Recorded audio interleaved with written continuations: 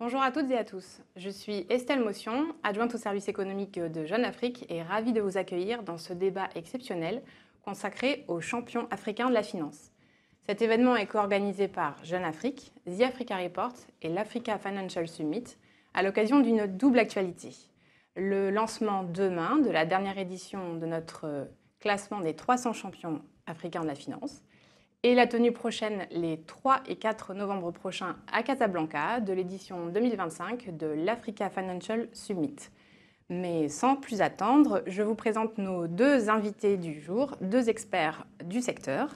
William Conchou, vous êtes président et cofondateur de l'Africa Financial Institution Investment Platform. C'est une société d'investissement qui incite les capitaux internationaux à miser sur le continent. Bonjour William. Bonjour. Et je vous présente également Rida Mefta. Vous êtes associé au cabinet EY. Vous êtes responsable du secteur financier en Afrique subsaharienne et directeur de l'innovation. Bonjour à vous aussi Rida. Bonjour. J'espère que vous êtes tous les deux en forme. Yes. Tout à fait. Bon, très bien, ça tombe bien puisqu'avec mon co-animateur, donc Joël Assoko, en charge des programmes au sein du groupe Jeune Afrique, on vous a convié aujourd'hui pour débattre des résultats de notre dernier classement, mais aussi d'une question plus globale au centre des débats. Est-ce que dans le domaine de la finance, est-ce qu'on est entré dans l'ère d'une africanisation gagnante ? Alors, entrons tout de suite dans le vif du sujet. Ce qu'on va publier demain, c'est notamment un classement des groupes bancaires africains les plus performants. Dans le top 5, on compte 3 banques nigérianes et 2 banques égyptiennes. Donc, aucun groupe francophone. Voilà le classement qui s'affiche. Et si on élargit au top 15, on constate qu'il y a un seul groupe francophone, Ecobank, qui pointe à la 11e position. Ça m'amène à vous poser la première question que je vais vous poser, William. Est-ce que ce résultat, il vous surprend ? Non, le résultat ne surprend pas parce que si on essaye de se replacer dans un contexte macro, l'Afrique francophone est importante par sa diversité, mais elle est faible par la taille de ses économies, juste parce qu'on a beaucoup moins de population que la population anglophone ou que la population dans le Maghreb. Donc, le fait qu'il y ait un champion de la zone francophone dans les 10 premiers, on va dire, je pense que c'est quelque chose qui reflète juste la part de l'Afrique francophone dans l'économie de l'Afrique. Donc il y a une importance, une diversité culturelle qui inflate l'importance économique réelle, mais ça ne reflète pas une sous-performance au niveau économique. Vous voulez dire que l'Afrique de l'Ouest francophone, en tout cas l'Afrique francophone, économiquement, n'est pas si importante que ça? Non, je veux dire qu'à l'échelle, donc si tu regardes la population, à l'échelle, tu as à peu près, donc CEMAC et UMOA, tu as à peu près 150 millions d'habitants.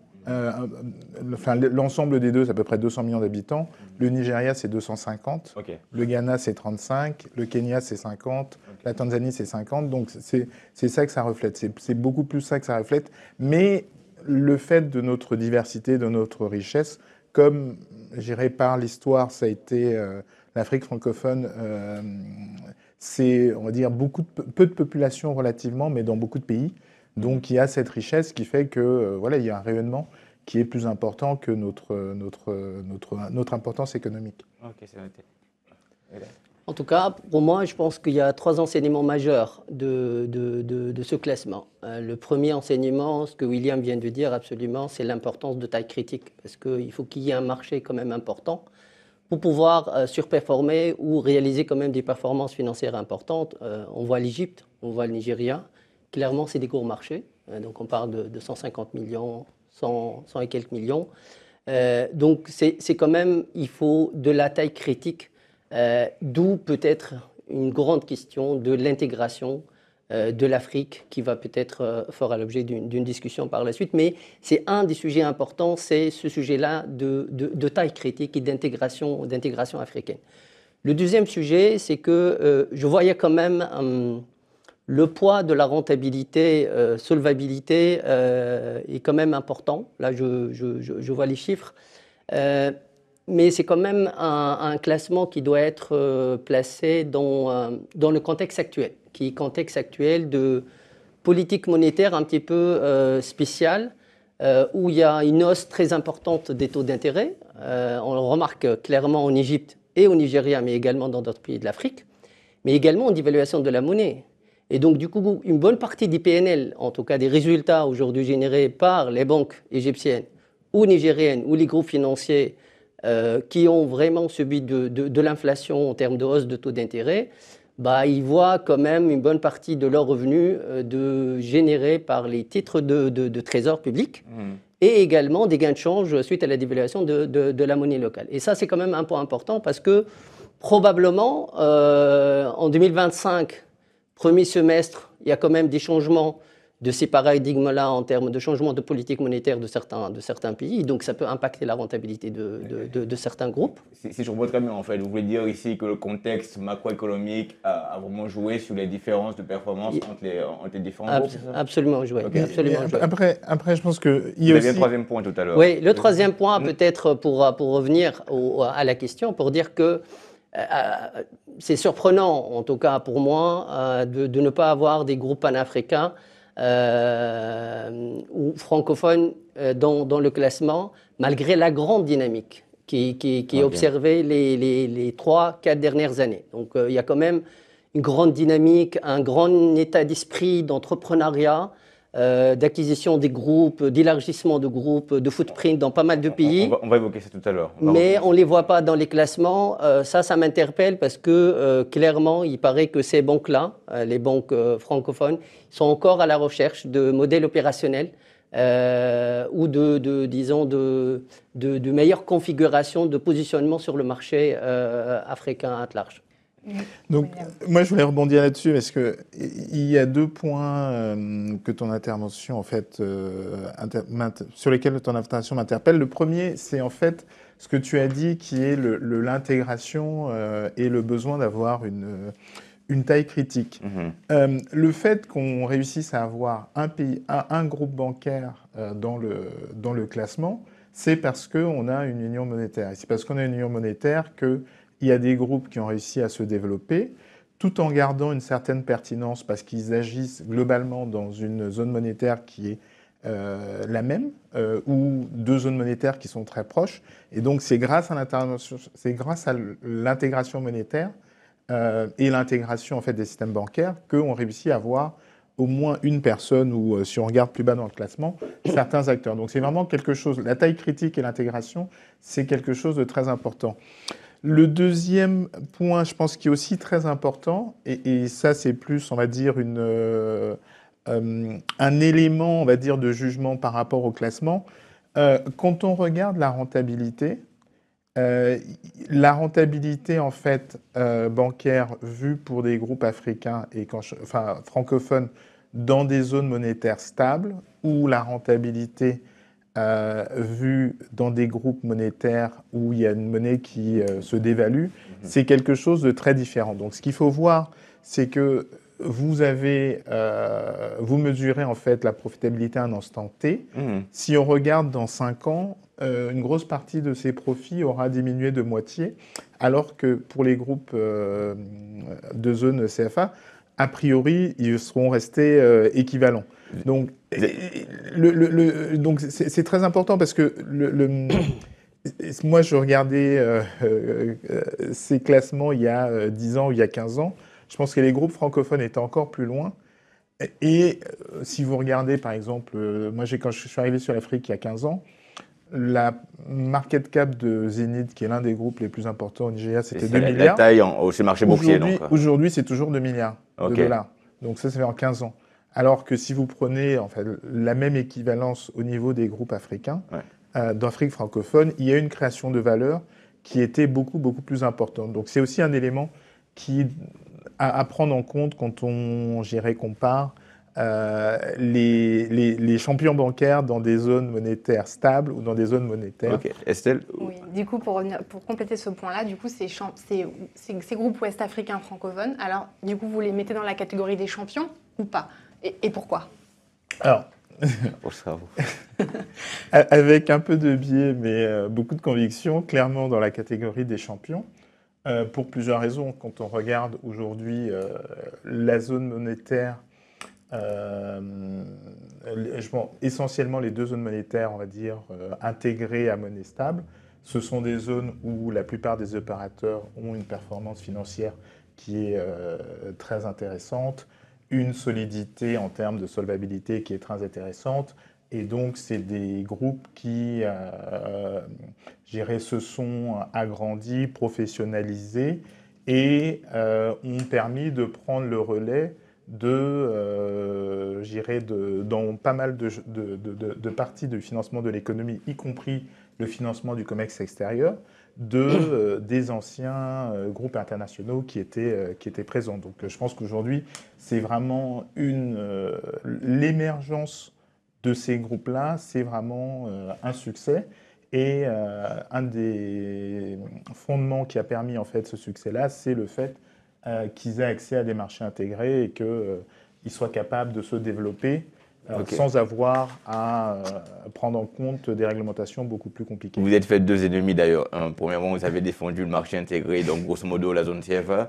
Je pense que beaucoup de gens qui nous regardent en live auront des choses à dire par rapport à ça. Le deuxième élément, c'est que vous avez laissé entendre peut-être que le classement, et vous tous les deux d'ailleurs, que le classement changerait dans 5 ans et que la dynamique était ailleurs. Mais vous évoquiez tout à l'heure la question de dynamique durant les 3-4 dernières années. C'est aussi ce que vous disiez tout à l'heure avec le fait que les banques locales, en tout cas les champions locaux, aient pris le relais. Est-ce que vous pouvez développer cet élément-là en fait? Non, mais c'est un point quand même important parce que absolument c'est des champions, parce que ces groupes panafricains, le point qui m'interpelle au début, c'est quand même la vision des fondateurs derrière ces groupes francophones. C'est quand même des gens qui ont une vision claire de développer l'Afrique et d'investir l'Afrique en Afrique par des fonds africains. En tout cas, ça, cette grande vision, et on voit quand même un grand travail sur cette vocation quand même importante. Le deuxième point, ce qui diffère ces groupes francophones, c'est qu'ils sont quand même présents dans pas mal de pays. Dans le classement, on voit certaines banques au Nigeria ou en Égypte, ils ne sont présents qu'en Égypte ou qu'au Nigeria. Donc, ils ne sont pas quand même présents dans plusieurs pays panafricains ou pays africains. Et donc, ça, c'est quand même une complexité quand même très importante. Le fait d'être présent dans plusieurs pays avec, même s'il y a une intégration monétaire, il y a quand même la complexité du pays lui-même, du risque pays lui-même et du contexte un petit peu économique et commercial dans ce pays-là.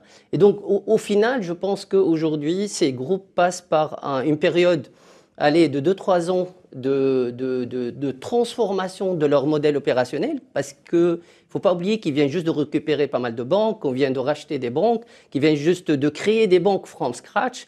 Donc, ils sont dans cette dynamique, en tout cas, de stabilisation de modèle opérationnel en termes de SI, en termes de gouvernance, de mutualisation, de groupes, de plateformes et tout ça. Et c'est un travail quand même qui demande du temps et que dans les 3-4 prochaines années, on aura quand même des champions qui vont avoir une taille quand même critique importante. Surtout, pour moi, que l'intégration soit en dehors de la région OMOA, que ça doit inclure toute l'Afrique entière, parce qu'on voit également aujourd'hui des groupes comme Sonou, comme Coris s'intéresser également dans des pays anglophones, pas uniquement les pays purs francophones. Et ça, c'est quand même un point important, parce que l'intégration doit se faire sur l'ensemble des pays de l'Afrique et pas uniquement dans ces régions-là, qui aujourd'hui, qu'on veut ou pas, ça n'a pas donné le résultat escompté, vu absolument la taille critique. Si on voit ce que les groupes, comment ils fonctionnent au Sénégal ou en Côte d'Ivoire, il n'y a pas une intégration, même s'ils travaillent dans la même région. Donc il y a quand même un grand travail à faire pour faire maturer, en tout cas, ces groupes, et ça va demander un peu de temps. Juste pour être sûr, en fait, on a des champions, on n'a pas de champions, parce que d'un côté, on entend... on a des champions. Ils ont atteint, en même temps, on entend, il y a quand même un travail à faire. Donc, les deux sont peut-être possibles, en fait, mais est-ce que vous êtes... Enfin, le travail de formalisation, de revue du modèle opérationnel à avoir, vous pensez que c'est nécessaire? On a des champions, le modèle opérationnel va changer tout le temps. Maintenant, il y a le digital. Demain, il y aura de l'intelligence artificielle. Tous les jours, en fait, moi, quand je suis arrivé sur ce secteur, j'ai vu ces banques. Certaines étaient des boutiques. Aujourd'hui, ce sont des institutions financières qui sont très respectées, qui ont un rayonnement à l'international.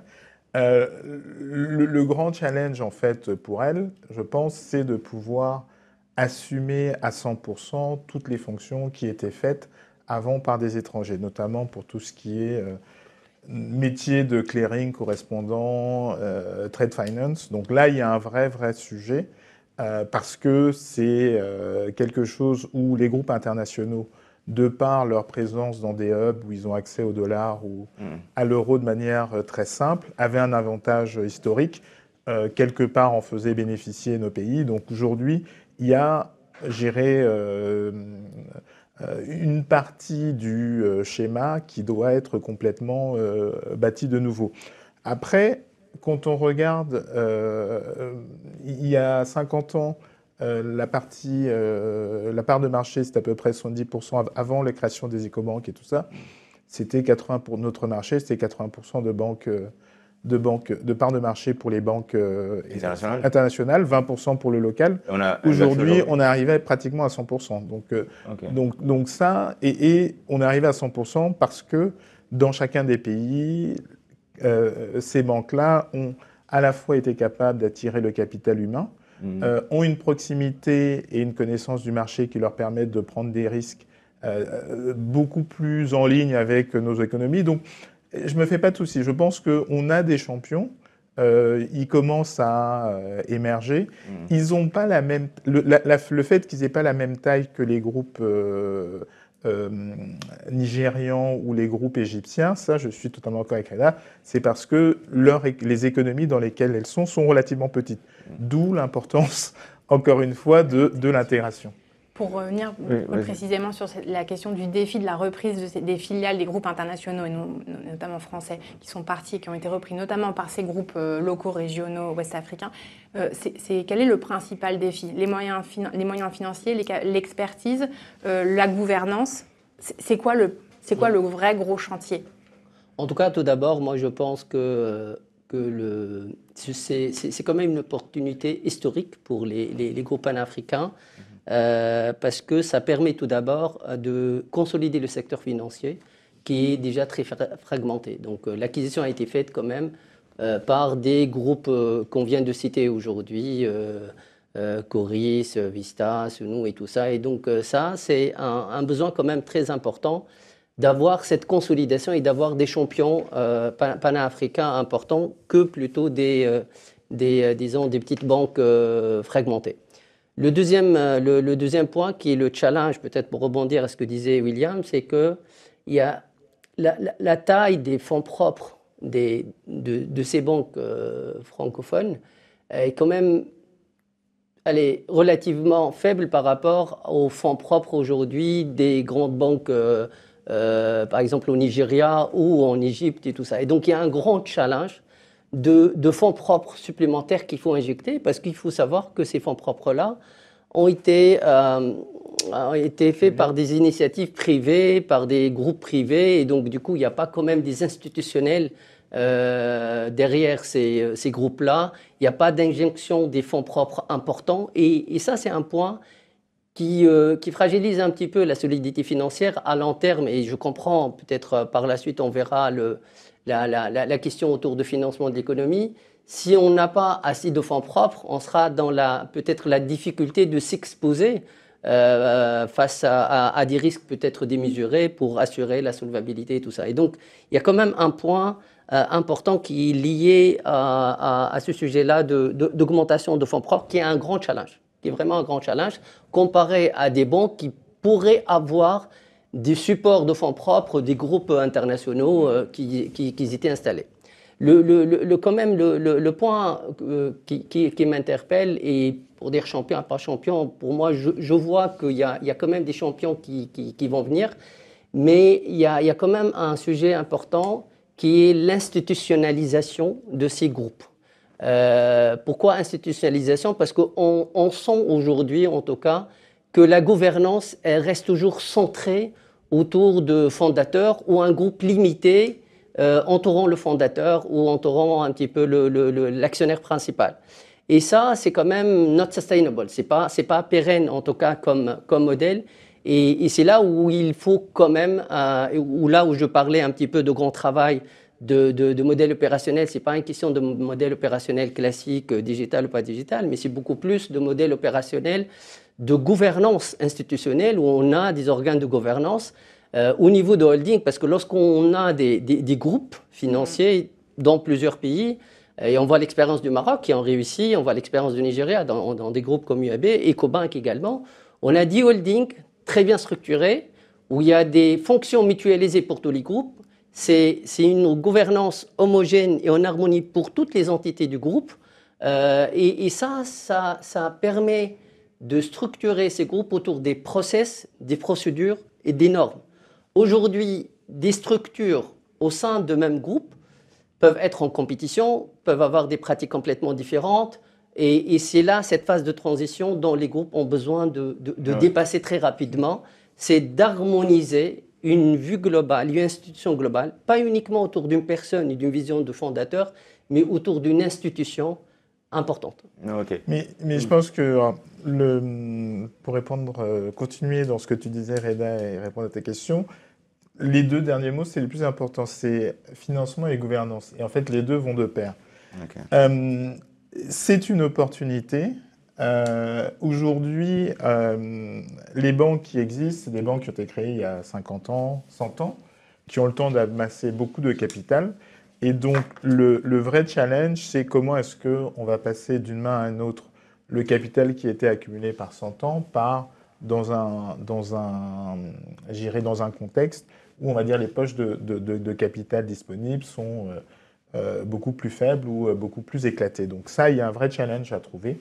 Je pense qu'aujourd'hui, personne n'a la solution, mais je fais confiance à la nature humaine, être capable, et aux banquiers, être capable de saisir des opportunités et de venir avec des financements qui soient des financements adéquats. Donc, je me fais pas trop il y a un vrai challenge, mais je pense qu'on sera capable de le surmonter. Et le point essentiel pour être capable de le surmonter, ce sera celui d'être capable d'établir le bon système de gouvernance qui permettra d'attirer le capital. Alors, je vais revenir sur ce que tu disais sur l'institutionnalisation des groupes. On est quand même... Alors, si tu regardes par exemple un pays comme le Nigeria, la plupart des groupes, comme tu dis, ont un actionnaire privé identifié. Même si le capital le capital est diffus, il y a un actionnaire privé identifié. Il y a toujours un fondateur quelque part. De référence. Il y a toujours un fondateur ou un actionnaire de référence. Et je pense qu'en fait, il faut, on va dire, nager ou courir en relation avec notre espace. Notre espace est un espace où la pratique juridique, la pratique, on va dire, au niveau du droit des sociétés, fait que dans la fonction ou dans l'environnement bancaire, les groupes sont souvent mieux gérés ou ont des résultats qui sont meilleurs, même pour tout ce qui est compliance ou, je dirais, conformité, avec la forte implication gérée d'un individu ou d'un actionnaire de référence. Donc, clairement, c'est beaucoup plus simple d'avoir des banques qui peuvent fonctionner avec un actionnariat complètement diversifié, mais dans tous les pays, on n'aura pas forcément le cadre juridique qui leur permet de se développer de manière adéquate pour répondre aussi bien à l'obligation sociétale qu'à celle de leurs actionnaires. Juste pour rebondir là-dessus, parce que, enfin, pour parler très concrètement, dans beaucoup de cas, beaucoup de ces fondateurs, beaucoup de ces grands industriels compagnies sont des gens qui ont fait de l'argent, pour parler trivialement, quelque part, et ensuite sont entrés dans la banque. Pas toujours, mais quand même, il y a beaucoup d'entre eux qui ont fait de l'argent dans l'agro-business, dans l'hôtellerie, etc., et ensuite vont vers la banque. Je comprends très bien que l'argent, c'est l'argent, le capital, c'est le capital, on trouve toujours les ressources humaines ici ou ailleurs, mais c'est pas exactement la même chose de construire des complexes hôteliers que de bâtir un groupe bancaire. Hein. Je suis pas. C'est clairement pas la même chose. Et c'est pas les mêmes personnes qui. Enfin, si tu regardes les gens qui ont été les plus successful dans une certaine catégorie industrielle, c'est pas ceux qui se sont tournés et qui sont devenus les meilleurs banquiers. Okay. Je pense que l'ADN du banquier est un ADN différent de l'industriel. Il y a des gens qui ont de très bonnes réussites en tant qu'industriels, ont pu financer un groupe bancaire, mais c'est des réflexes, une discipline, un sens du business ou des affaires qui est complètement différent, celui d'être banquier ou celui d'être aux manettes ou celui d'être la personne qui supporte par le financement.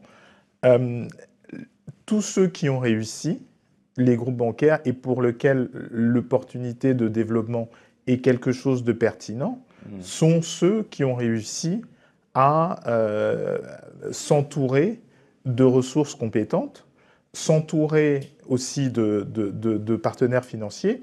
Et aujourd'hui, leur challenge, c'est voilà, comment faire évoluer la gouvernance, sachant que nos environnements juridiques, en fait, comment dirais-je, dans nos environnements juridiques, c'est plus simple d'avoir cette identification personnelle parce que ça permet d'avoir des gens qui sont occupés sur des points qui sont des points très importants au niveau, et qui permettent de gérer l'environnement de façon générale.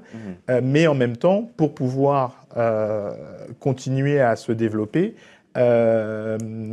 récupérer les économies d'échelle dont parlait Reda, il faut de la croissance. Pour de la croissance, il faut de l'argent. Et pour de l'argent, il faut desserrer la ceinture au niveau de la gouvernance. Okay. Donc c'est un peu ça le challenge. Mais tant que l'opportunité existe, il y aura toujours, et je pense que les gens sont des gens intelligents et motivés, voilà, il y aura toujours une manière de trouver un bon équilibre qui permettra de garder ce focus individuel, mais en même temps de permettre aux institutions de se développer. Oui, mais je reviens également à un point quand même important qu'il ne faut pas négliger, qui est un défi en tout cas pour ces groupes-là, c'est un peu comment constituer un réseau de correspondants quand même solide. La gouvernance, l'institutionnalisation est un élément clé pour renforcer et stabiliser et attirer pour la trade finance, absolument, pour financer le commerce international, absolument été une des questions. Et ça quand même un point important parce que à la sortie quand même des groupes internationaux, il y a eu quand même des difficultés à trouver des confirmations de LC pour parler un peu d'une manière concrète. Des confirmations de LC des correspondants étrangers, des lettres de crédit ou de lettres de garantie ou des opérations de trade finance auprès des correspondants classiques à l'international, en Europe ou aux États-Unis. Et donc les banques ont été quand même contraintes à ouvrir des relations d'affaires avec un écosystème complètement différent de correspondants. Complètement différent. C'est dans d'autres régions, en Asie, en Afrique du Nord et en tout ça. Mais le problème, c'est que ça générait quand même des process un peu plus longs que d'habitude pour les entreprises africaines et surtout des coûts quand même importants. Parce qu'aujourd'hui, il ne faut pas oublier qu'un des grands sujets fondamentaux de la mise en relation avec des correspondants étrangers, c'est déjà la solidité financière de ces banques, deux, la gouvernance de ces banques, et trois, tout le dispositif de lutte anti-blanchiment, KYC et tous ces sujets-là. Il y a quand même un cost to serve, un coût de servir, pour servir un petit peu les entreprises africaines, et un coût quand même important en termes de process de KYC et de lutte anti-blanchiment, qui coûte de l'argent à ces banques-là et qu'aujourd'hui reflété dans les tarifications des banques correspondantes. Et donc on trouve quand même des banques correspondantes qui aujourd'hui, en face à des groupes africains, a facturé des taux quand même importants en termes de tarification, de confirmation ou autres, qu'au final, c'est le tissu économique africain qui est lésé et qui est impacté. Si c'est le verre à moitié vide ou à moitié plein, donc tu peux voir les choses aussi de manière... regardons les choses dans l'autre sens. Marché par marché, tous ces correspondants qui... je parle des correspondants internationaux, qui ne veulent pas, parce que bon, ils ont City dans le pays, donc ils n'ont pas envie... quelqu'un n'a pas envie de faire son travail qui est d'évaluer, de discuter avec la contrepartie locale. Le jour où il n'y a plus de banques françaises ou de banques internationales avec qui ils ont des relations historiques, il sera obligé de faire le travail de voir dans chacun des pays et donc d'apprendre les noms qu'il y a marqués sur le tableau et de savoir... Pour Jean-Reda, c'est un coût, ça, quand même. Oui, mais c'est un coût, mais c'est transitoire. C'est-à-dire qu'ils seront obligés de le faire et je pense qu'une fois qu'ils le feront, il y a aussi ce qu'ils vont reconnaître, c'est que, c'est des gens qui sont très compétents.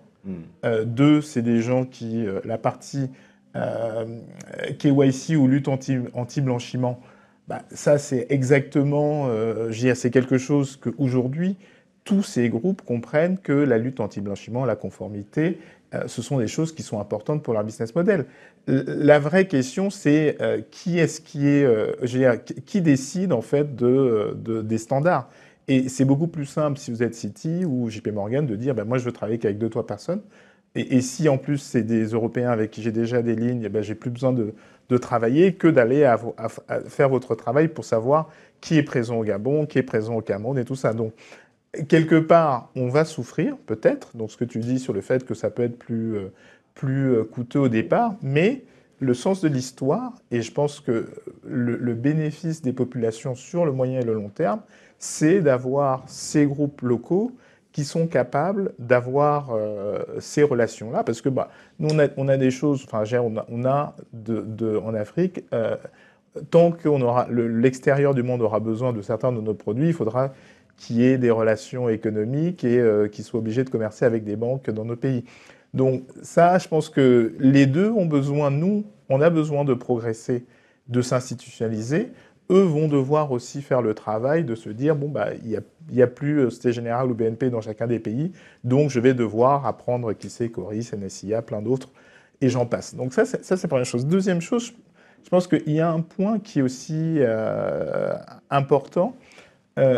Pour toutes ces activités-là sont menées généralement à partir d'un hub. Qui était la France, on va dire, pour les banques françaises, l'Angleterre pour les banques anglaises, ça peut être aussi Dubaï, Singapour, aux États-Unis. L'une des questions, c'est pour tous les champions africains, comment est-ce qu'ils vont se structurer de manière à avoir un hub qui va leur permettre de pratiquer leur activité de commerce international de manière... Est-ce que ces hubs-là se concrétisent pour l'instant? Est-ce que c'est Nairobi? Est-ce que c'est Johannesburg, Lagos, Abidjan? Je pense que c'est le pays qui saura être suffisamment intelligent et qui captera cette opportunité, qui réussira à faire. Mais aujourd'hui, il n'y a pas de place qui se dessine pour ça. Vous êtes d'accord? Parce que vous disiez quelques années, William avait l'impression de dire que ça venait quand même. Vous me partagez cet avis-là ou pas? Peut-être ça sera une bonne introduction au prochain sujet, mais si je veux voir le verre à moitié plein, c'est pour moi comment arriver à avoir plus d'autonomie à travers la création de la valeur intra-africaine. Okay. Parce que c'est de cette manière-là qu'on arrive à limiter cette exposition à travers le trade finance.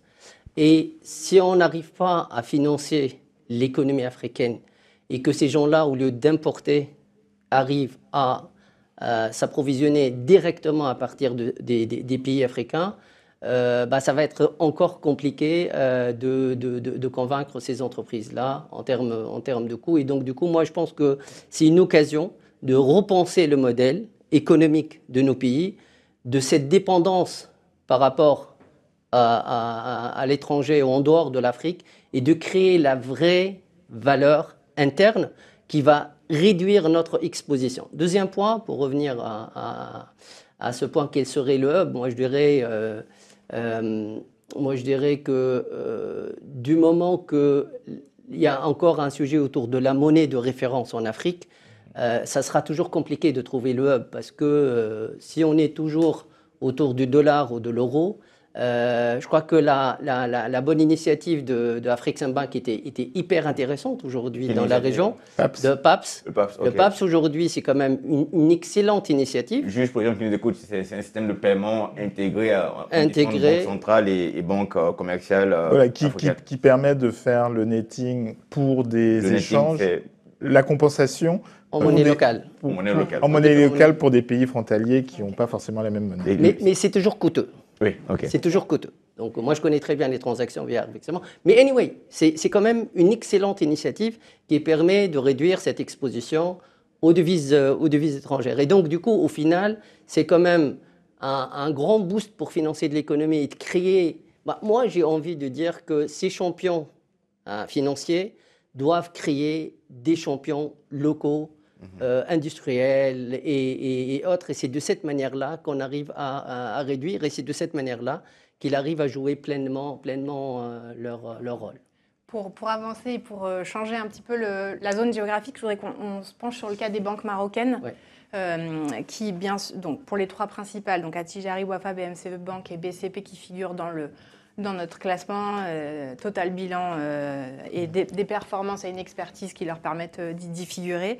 Cela dit, après une phase d'expansion en Afrique subsaharienne, on a l'impression qu'il y a un certain tassement et surtout un recentrage à domicile sur le marché marocain. Est-ce que vous partagez cette lecture, Rida, William? Moi, je partage. Alors, je vais prendre un exemple qui est très très loin, mais je pense que ça va nous permettre d'étayer la discussion. Prenez un pays qui est très sophistiqué, au système bancaire ultra développé que les États-Unis. Pour les États-Unis, le système bancaire, pour les activités de banque en fait, dont on discute, c'est un système bancaire qui est pratiquement régional. Il n'y a aucune banque sur la côte ouest qui finance des PME sur la côte est, et vice-versa. La raison, c'est que pour le type de risque en fait, qu'on demande aux banquiers de prendre, le fait d'être dans le jardin, ça permet toujours d'avoir une meilleure appétence et une meilleure évaluation du risque. Donc, je pense que ce sera compliqué pour les banques marocaines parce que soit vous décentralisez le risque et donc vous perdez la décision de prise de risque et vous perdez en fait ce dont parlait Reda, c'est-à-dire l'intégration des process, et donc finalement ça devient une filiale très indépendante et donc de nouveau un champion régional où vous gardez cette centralisation, mais au fur et à mesure que localement les gens se développent et se perfectionnent, vous allez avoir des parts de marché qui vont en diminuant. Donc c'est vraiment le marché bancaire. Enfin pour les activités de banque, je dirais individuel commercial, c'est un marché qui est un marché régional local. C'est très compliqué d'avoir et ça pose aussi la question de voilà, est-ce que il faut avoir des groupes bancaires qui soient présents partout dans l'Afrique? Est-ce que le fait d'être présent dans toute l'Afrique, ça permet d'être meilleur au niveau de la prise de risque ou ça complique les choses? Mais si on prend la photo qui est la photo à date du marché américain et qu'on se dit, voilà, comment est-ce que ça marche dans un marché qui est très compétitif, très développé avec, tous les atouts qu'il faut, le marché est régional pour moi. Mais il y a probablement également une stratégie de dérisking côté Maroc également. En termes de risque, c'est limiter un peu les expositions et surtout la consommation de fonds propres parce qu'aujourd'hui, une bonne partie de ces fonds propres sont nécessaires, en tout cas pour le développement de grands projets stratégiques au Maroc, entre autres. Ok, je vois. Pour avancer sur la discussion, là, on a évoqué le commerce international. On est aussi dans un contexte de crise multiple. Enfin, il y a eu la crise de 2008, le Covid, les tensions inflationnistes. Là, il y a peut-être une crise de l'endettement public qui se profile. On a peut-être une crise du commerce international en raison de la fin aussi de la hausse des droits de douane et puis de la fin de l'aide américaine. Bref, tout ça, c'est un contexte de crise. Les banques, elles ont été résilientes. Est-ce qu'elles ont les reins assez solides pour survivre à ce contexte de crise à répétition aujourd'hui? Le principe de la banque, c'est d'être capable d'envisager, enfin le principe de la réglementation bancaire. Et donc le principe du banquier qui suit bien sa réglementation bancaire, c'est d'être capable d'anticiper et de préparer pour ce type de risque. Donc, aujourd'hui, on a beaucoup de systèmes réglementaires qui sont des systèmes réglementaires qui sont, je pense, qui sont assez bien faits, où il y a des coussins prudentiels. Donc, le système en lui-même a, surtout avec l'expérience de 2008 et puis de 2013-14, la plupart des systèmes ont, ont inclus, on va dire, ce type de protection. Donc, moi, quelque part, je pense que j'irais plutôt dans l'autre sens. Aujourd'hui, par rapport à la taille de nos économies, leurs besoins de financement, on a peut-être un système réglementaire qui est beaucoup trop préoccupé par tout ce type de risque et qui ne permet pas forcément le développement de la même manière qui ne permet pas forcément d'accompagner le vrai potentiel de croissance qu'il y a dans nos économies. Donc les banques ne financent pas à cause des exigences et c'est pas parce que. Exactement, le système réglementaire, c'est un carcan à votre avis tel qu'il existe aujourd'hui dans beaucoup de pays. Dans beaucoup de pays, parce que quelque part, pour moi, on est encore trop proche de l'Europe. Alors c'est trop proche de l'Europe, pas assez des États-Unis et de l'Asie.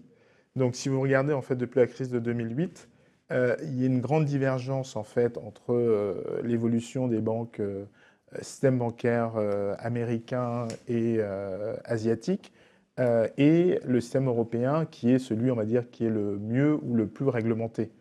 Donc aujourd'hui, on a un choix qui est de dire, voilà, est-ce que notre modèle, c'est plutôt un modèle américain où bah, tous les 10 ans, tous les 15 ans, on aura un choc et puis on va l'absorber. Mais entre-temps, bah, voilà, on est j'ai fois deux une croissance 2 fois supérieure à celle de l'Europe. Ou est-ce que, au niveau de la société, on veut plutôt quelque chose de très sûr et puis s'assurer que, voilà, personne n'a tort, mais au total, on avance à pas de tortue. Donc, voilà, c'est quel est le modèle de société qu'on veut. Mais étant donné le fait qu'on parle d'un point qui est relativement bas en termes de niveau de développement et qu'on a vraiment des montagnes à franchir, voilà, Mais j'ai le dynamisme plutôt que la timorité. La prudence. Enfin, la prudence. Ouais. Voilà. Pas l'extrême prudence. C'est votre avis aussi? Alors, peut-être avant de revenir sur la partie réglementation, la question, elle est quand même pertinente aujourd'hui. Il y a quand même une situation de crise qui est là. Il y a quand même une situation où il y a une forte pression budgétaire. Et une bonne partie des aides US ou autres, même des grands bailleurs de fonds qui sont plus là, en tout cas sur le continent. Une forte pression budgétaire, ça va accentuer le modèle économique aujourd'hui des banques depuis Covid, en tout cas. C'est que ce qu'ils collectent comme dépôt, ils essaient de le placer dans des titres publics. Ça génère de l'intérêt stable, sans risque, et ça génère également dans les pays inflationnistes de la devise. Donc ça va continuer, et ça va amener au fait à une grande réflexion de dire, je pense qu'on a encore besoin de consolidation du secteur financier et de secteurs financiers encore plus solides en termes de fonds propres. Parce que même avec ce qui se passait aujourd'hui en termes de consolidation, ce n'est pas encore assez solide et on a besoin encore peut-être d'un autre niveau de consolidation pour créer un champion à taille critique quand même importante. Et ça se joue au niveau de fonds propres. Il faut que notre capacité, c'est ça l'épaumement en fait. L'épaumment, c'est ta capacité à avoir des fonds propres solides qui peuvent absorber les chocs normaux en termes de risque normal baloise, mais également ce que prévoit BAL en termes de quotient de sécurité, entre autres avec les différents autres risques aujourd'hui de risques environnementaux, de risques de crise et plein. Donc aujourd'hui, on n'a pas assez de groupes solides en termes de fonds propres. Quand même, un point important, il y a 2 points quand même importants, c'est qu'il n'y a pas un grand travail, là encore une fois, j'utilise le terme institutionnel, de très haut niveau, de mobilisation de l'épargne africaine. Et ça, c'est quand même un point qui m'interpelle, parce qu'aujourd'hui, les projets en termes disons, des fonds de pension africains importants gérés d'une manière vraiment institutionnelle, où le développement des compagnies d'assurance en termes de développement, on sait très bien comment s'est développé en Europe un peu le secteur financier. C'est grâce au secteur assurantiel qui a mobilisé de l'épargne stable, qui a pu financer l'économie. 70% aujourd'hui des avoirs de la banque, des dépôts de la banque, c'est des dépôts à vue, c'est à très court terme. Elle n'aura pas la possibilité de financer de l'économie sur le continent. Et donc, si aujourd'hui, ils ont besoin quand même des fonds stables, à la fois en termes de fonds propres, mais également de l'épargne à long terme. Et ça, c'est les compagnies d'assurance qui doivent le faire.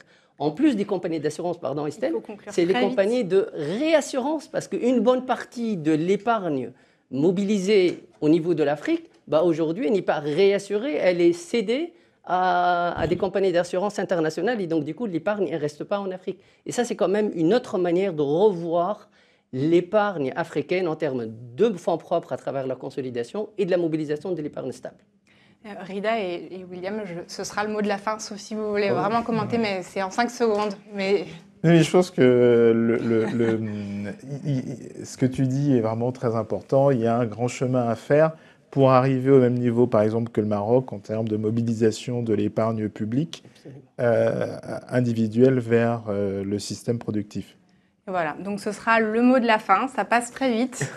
C'est déjà terminé. Merci beaucoup à vous de nous avoir suivis. Merci beaucoup à William et Rida pour la qualité des échanges. Avec Joël, on vous donne rendez-vous à tous demain sur les sites de Jeune Afrique et de The Africa Report et début novembre à Casablanca pour la FISE afin de poursuivre les échanges. À très bientôt.